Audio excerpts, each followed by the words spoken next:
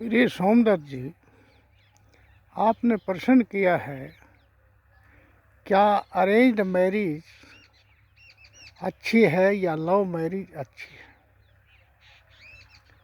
आप प्रख्यात प्राध्यापक हैं और आपका बेटा IRS में है, तो आपको भी इसके बारे में बहुत अनुभव और ज्ञान होगा। फिर भी मैं आपके इस प्रश्न का जवाब देता हूँ ताकि संसार के और लोग भी, मुख्य रूप से भारतीय सभ्यता के लोग इसका लाभ उठा सकें। आपके प्रश्न में ही उत्तर निहित है। आपने पूछा है क्या अरेंज्ड मैरिज, जो विवाह हमारे रस्मों रिवाजों के अनुसार होते हैं, वो सही हैं या लव मैरिज जो आज चल रहे, प्रेम विवाह सही है। इसका सीधा सा अर्थ है, प्रेम हुआ, प्रेम की स्थिति में होता है और रीति रिवाजों के विवाह हम अपनी मान्यताओं और आवश्यकताओं के अनुसार करते हैं। इसलिए प्रेम विवाह 1000 गुना अरेंज्ड मैरिज से अच्छा होगा। परंतु प्रेम विवाह की बात करने से पहले हम इस बात पर विचार कर लेते हैं कि प्रेम क्या है। प्रेम 4 भागों में मुख्य रूप से विभाजित किया जा सकता है। एक पक्षीय प्रेम, द्विपक्षीय प्रेम, बहुपक्षीय प्रेम और समष्टि प्रेम।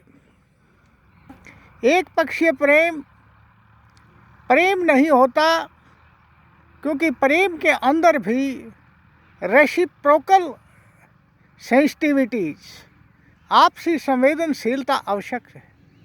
एक पक्षीय प्रेम मानसिक बीमारी हो सकती है, हम इसको प्रेम नहीं कह सकते। परंतु एक पक्षीय प्रेम बिना कुछ लेने की भावना से देने का ही प्रेम हो, समस्त जगत को, समस्त प्रकृति को, समस्त जीवों को, तो इसको आध्यात्मिक प्रेम कहते हैं। और ये एक पक्षीय प्रेम आध्यात्मिक प्रेम होगा, जो ये सबसे अच्छा प्रेम है। द्विपक्षीय प्रेम 2 लिंगों के बीच में एक प्रेम होता है। वो 2 स्तर पर होता है, एक तो देह की स्तर पर, एक मन चित्त और मस्तिष्क की भावनाओं के स्तर पर, संवेदनाओं के स्तर पर। देह की स्तर पर एक पार्श्विक प्रेम होता है। पार्श्विक प्रेम केवल काम वासना की क्षणिक पूर्ति और उस पूर्ति के खत्म होते ही वो प्रेम खत्म हो जाता है। आपने अरेंज्ड विवाह की बात की। मैं कहता हूँ कि अरेंज्ड विवाह केवल एक पार्श्विक प्रेम ही है, पार्श्विक शादी है, क्योंकि हमारे परिवार और सब लोग एक दूसरे को जानते हैं। इसलिए ये विवाह 2 व्यक्तियों के बीच नहीं होता, 2 परिवारों के बीच होता है। और परिवार हजारों वर्षों से मुख्य रूप से सेक्स को मुख्य बिंदु शादी का मानते हैं, इसलिए उसकी व्यवस्था के लिए शादियां करते हैं। और दूसरा, इसका उद्देश्य है कि संतान की उत्पत्ति करना। ये प्रत्येक पशु अपने जैसी संतान इस दुनिया में देख के जाता है, इसलिए कामुकता और संतान की उत्पत्ति इस प्रेम का मुख्य उद्देश्य है।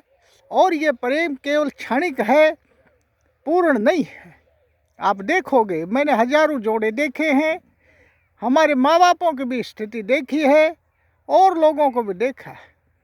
जो आदमी जीवन भर 5-6 बच्चे पैदा कर देते हैं, उनका पालन पोषण भी करते हैं, उनको पढ़ाते लिखाते भी हैं, परंतु वो दिन में कभी भी एक दूसरे से बात नहीं कर सकते, अगर आपस में बैठेंगे भी तो झगड़ा करके उठते हैं और आपस में झगड़ा ही करते रहते हैं। परंतु रात को उस काम इच्छा की पूर्ति हेतु वो मिलते हैं और वो पूर्ति होते ही उसके देह का मिलन तो होता है, परंतु मन का मिलन कभी नहीं होता।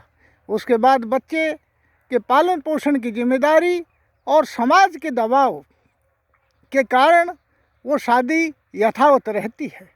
ये ठीक है, ये विवाह स्टेबल हो सकता है, यथावत हो सकता है, क्योंकि इसके दो कारण हैं। एक तो समाज का दबाव है, दूसरा हमने इसको धार्मिक मान्यताएं दे रखी हैं जिसके कारण ये दबाव में है। और जब बच्चे पैदा हो जाते हैं तो उनकी रिस्पॉन्सिबिलिटी निभाने के लिए, उनका उत्तरदायित्व निभाने के लिए जीवन भर साथ रहना पड़ता है। ये है तो पार्श्विक प्रेम है और ये पार्श्विक स्थिति है, ये कोई वेश्यावृत्ति से अधिक ज़्यादा अच्छा नहीं है, परंतु इसके लाभ ये है कि ये प्रेम, ये जो अरेंज्ड मैरिज जो शादी है, ये प्रेम शादी में भी, ये लव मैरिज में भी बदल सकती है। एक लंबे समय के बाद एक दूसरे को अगर जान जाए, पहचान जाए, तो इसकी पूरी संभावना है कि अति प्रेम की स्थिति में पति पत्नी पहुंच जाए।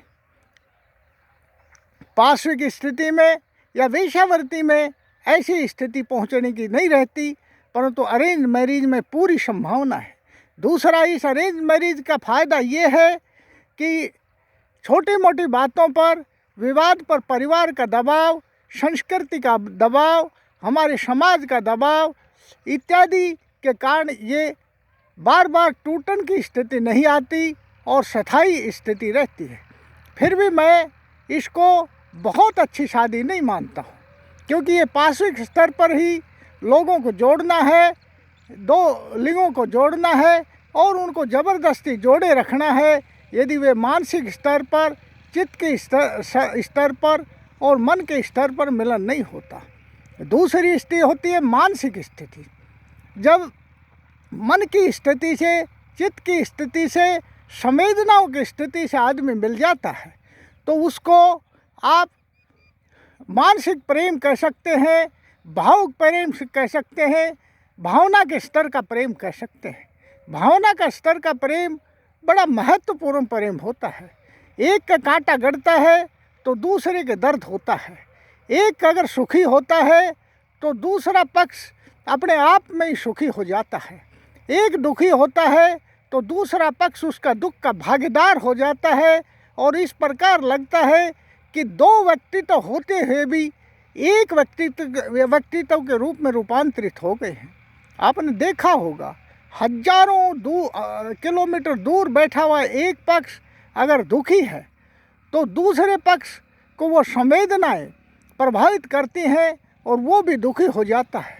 अगर कोई खुशी होती है तो उसकी खुशी भी उसको होती है। इसका एक उदाहरण है रामकृष्ण परमहंस, जो स्वामी विवेकानंद के गुरु थे। रामकृष्ण परमहंस एक बार नौकायान कर रहे थे। लोग उनको पागल समझ रहे थे। नौका में बैठे बैठे वो रोने लगे और उनका मुझे कोड़े मत मारो, जबकि उनको कोई नहीं मार रहा था। जब नदी के तट से दूसरी तरफ गए तो वहाँ एक आदमी को 2-3 आदमी पकड़कर कोड़े मार रहे थे। उन कोड़ों की चिन्ह रामकृष्ण परमहंस के शरीर पर भी मिले और जैसे ही वो कोड़े मारने से रोका गया, रामकृष्ण परमहंस भी रोने से बंद हो गए। ये स्थिति होती है प्रेम की। भाव के स्तर पर जो प्रेम है तो आपकी दुख और सुख की संवेदनाएं, दुख और सुख की करंट्स और लहरें एक दूसरे के बीच में चलती हैं। ये प्रेम बहुत ही महत्वपूर्ण प्रेम है और अगर इस प्रकार का प्रेम बच्चों के बीच में है तो इस प्रेम की शादी को मैं प्रीफर करूँगा और ये शादी अति उत्तम शादी होगी। परंतु हो सकता है प्रेम के पाखंड पर वो बच्चे सेक्सुअली जुड़े हुए हों, केवल पार्श्विक स्थिति पर ही जुड़े हों और जब वो दूरी बनी हुई है तो वो पार्श्विक स्थिति जब उनकी पूर्ति हो जाएगी, सेक्स काम वासना की पूर्ति हो जाएगी और भावना के स्तर पर नहीं जुड़े हों तो वो वैसी शादी हो जाएगी जैसी अरेंज्ड मैरिज है। अरेंज्ड मैरिज से भी बुरी हो जाती है, क्योंकि अरेंज्ड मैरिज में तो क्या होता है, समाज का दबाव होता है, दो परिवारों की जानकारी होती है, उनका मिलन होता है, एक दूसरे की समझ बुझाइश हो सकती है। परंतु इस प्रकार की शादी जो एक्चुअली काम आतुरता के कारण प्रेम दिखावे के प्रेम से शादी की जाती है, मैं इसको प्रेम शादी नहीं मानता, बल्कि ये शादी केवल कामुकता को पूर्ति करने की शादी है और इसको प्रेम विवाह नहीं किया जा सकता। इसके टूटने की बहुत अधिक संभावना है। इसलिए मैं सोचता हूँ कि आपके प्रश्न का जवाब मिल गया होगा। अब मैं आपको और विस्तृत व्याख्या एक बार प्रेम की करना चाहता हूँ। मैंने कहा प्रेम एक पक्षीय हो सकता है, द्विपक्षीय हो सकता है और बहुपक्षीय हो सकता है और समष्टि परक हो सकता है। बहुपक्षीय प्रेम क्या है? प्रेम भावना के स्तर पर जो बहुत लोगों के बीच में होता है, बहुत सी स्त्रियों के बीच में हो सकता है, स्त्री पुरुषों के बीच में हो सकता है, जैसे हमारे माता पिता और परिवार के बीच में हमारा प्रेम, गुरु शिष्यों के बीच में हमारा प्रेम, जैसे लॉर्ड कृष्ण भगवान की जो के साथ प्रेम करने वाली जितने भी गोपिकाएं थी, ये इस प्रकार के प्रेम है जिसको हम कह सकते हैं कि ये बहुपक्षीय प्रेम है। एक प्रेम होता है समष्टि प्रेम, बहुपक्षीय प्रेम, एक पक्षीय प्रेम, द्विपक्षीय प्रेम। एक पक्षीय प्रेम समष्टि के रूप में बदल सकता है, बहुपक्षीय प्रेम कुछ लोगों के बीच में होता है तथा वो भी समष्टि के रूप में बदल सकता है। द्विपक्षीय प्रेम एक स्थिति के बाद जब वो संतान उत्पत्ति करके उनका लालन पालन कर लेते हैं तो उन दो पक्षीय लोगों के बीच का प्रेम भी विस्तृत होकर समष्टि प्रेम हो सकता है। एक होता है समष्टि प्रेम। समष्टि प्रेम में लेने का कोई काम नहीं। पीछे के प्रेमों में जो मैंने बात की उसमें लेन देन का काम है, एक दूसरे की संवेदनाओं को पहचानना है, एक दूसरे के दुख और दर्द सुख में भागीदार होना है।